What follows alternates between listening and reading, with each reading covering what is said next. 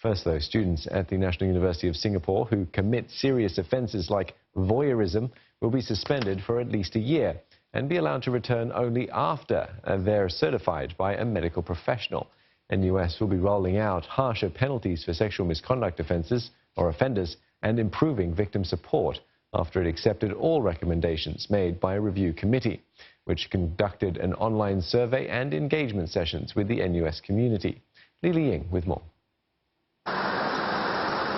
The National University of Singapore is taking a stronger stance against sexual misconduct on campus after undergraduate Monica Bay took to social media in April to highlight gaps in how her case was handled.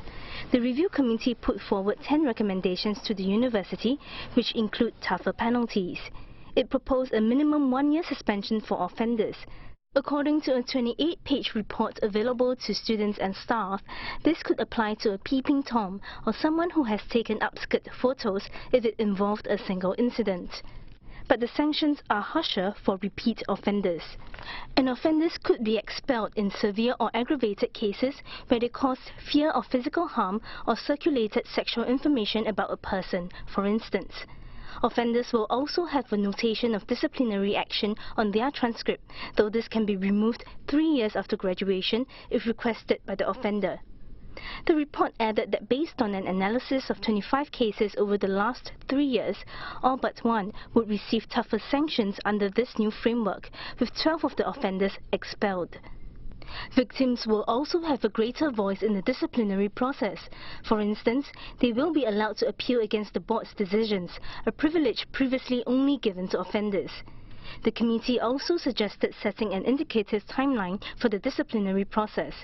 In terms of victim support, a dedicated care officer will be appointed to each victim when an incident is reported, and a victim care unit, staffed by experienced officers, set up to serve as the key point of contact.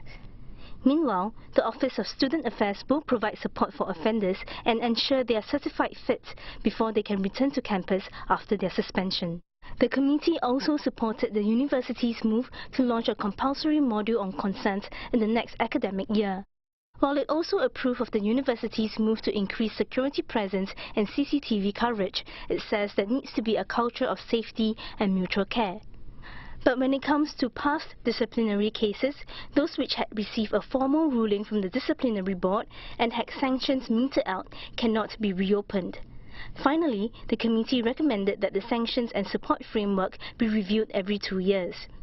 The NUS Students' Union said the recommendations were comprehensive and students were given opportunities to be heard. From the recommendation side, I don't think there's much gaps, but it's more of the implementation side of it. So whether the school can implement the victim care unit and also provide more counsellors also, whether they can do all these things in a very short and timely manner, I think that is the key part.